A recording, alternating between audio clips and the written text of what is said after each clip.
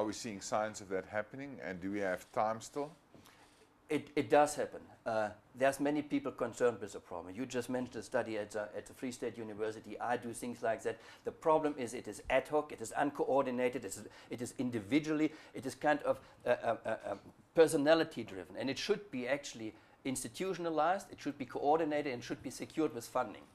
In terms of times, no, we don't have time. There is, or time now. It is much too long that people have been exposed, and we must react quickly. And we should maybe, in a survey of all gold mining areas, maybe as a starting point, remove people.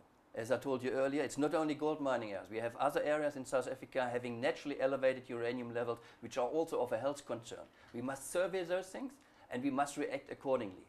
But then, I can tell you now what will be one of the first arguments. South Africa also has an AIDS problem, we have a crime problem, we have all sorts of economic problems. Where are our priorities?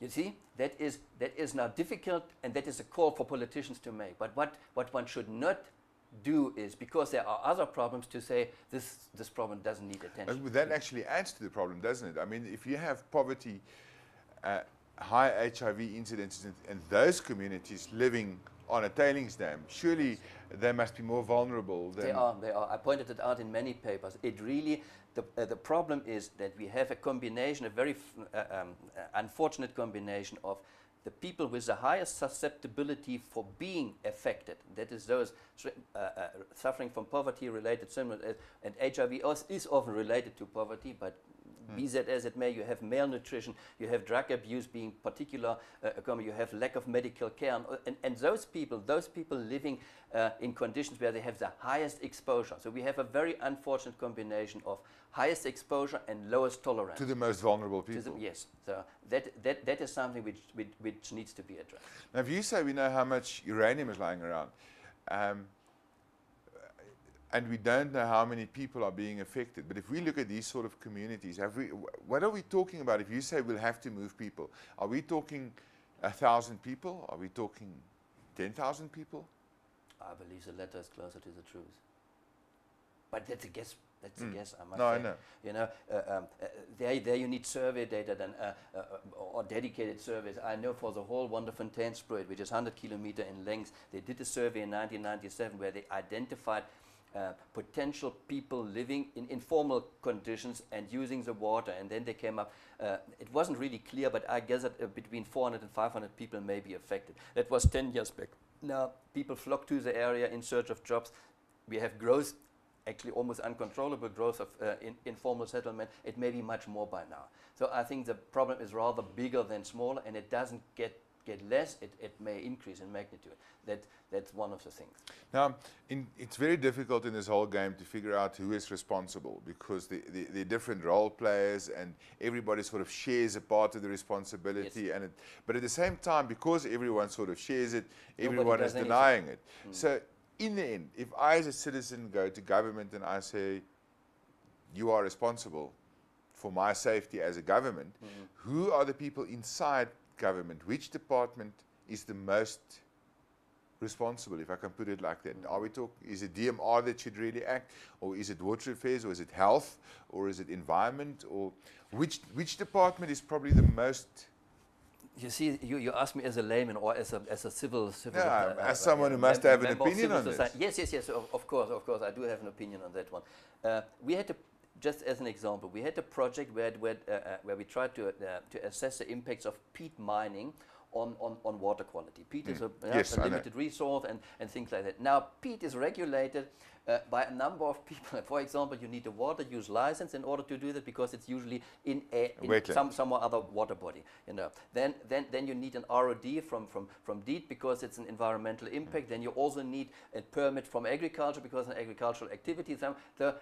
But it doesn't prevent, even with those clear-cut requirements, it doesn't prevent from some companies or exploiting the uncertainty and the uncoordinated approach that we have illegal peat mining activities also taking place. And it's still not acted against, precisely for the reason many role players, many responsibilities, no clearly defined lead agent. Who must act. And often you have also as a problem that with many departments they have a certain core mandate, and then they have other responsibilities. The core mandate of DME is supporting mining. Yeah, promoting it. Yeah, promoting it. The core mandate of agriculture is supporting agriculture. It's seen as an agricultural activity to extract peat. But Now you task those people with protecting the environment on the sideline as well. It's very difficult. That's why I'm saying whenever you have a dedicated and rather large-scale problem as it is with mining or with people being exposed to mining-related radiation or pollution, whatever, however you put it, put a dedicated institute to that one. If you rely on intergovernmental cooperation, as it is a buzzword and everybody tries it, it's very difficult to implement because it's too many role players, and at the end of the day, collective decisions, you have lots of input but nobody who does anything, and that is my experience. One of the things that I was surprised to discover now recently that I didn't know was that, for example, traditional healers, doctors, sangomas, whatever they call themselves, sell pieces of soil from the tailings dams. Yes, as an... now, yeah. Is that as bad as it sounds to me, the fact that they're giving this to pregnant women to eat? I think it's unacceptable. It should be immediately. It should be forbidden. But they sell human body parts too. But this is done openly. This is body parts. If they catch you doing that, we know which government department it is, and they'll put you away. Yeah. But these things I can buy on every street corner. I actually got a piece there. It cost R1. Do they declare it as such, or what? No, but they will tell you. This one comes from Selby tailings, which is a nice strong one. You know, so. And yet, where is the Department of Health? I mean, are they the people who are supposed to be acting on that? Or supposedly they would. I think. I don't know under whose responsibilities those. But seriously, I mean, that is bad for your health. Of course it is. Of course it is. You should never eat this stuff. I mean, uranium. In my book, I've never heard any. You see, we have other heavy metals which are called essential heavy metal, which in traces are needed in our body. Zinc is such thing. Only if you exceed a certain threshold, it gets toxic. But there's no such thing for uranium. There is no benefit on low-dose uranium exposure. I haven't heard of that one. Hormesis is a different story, relates to possible benefits of low-dose radiation. And you've got lead and arsenic and everything else in there.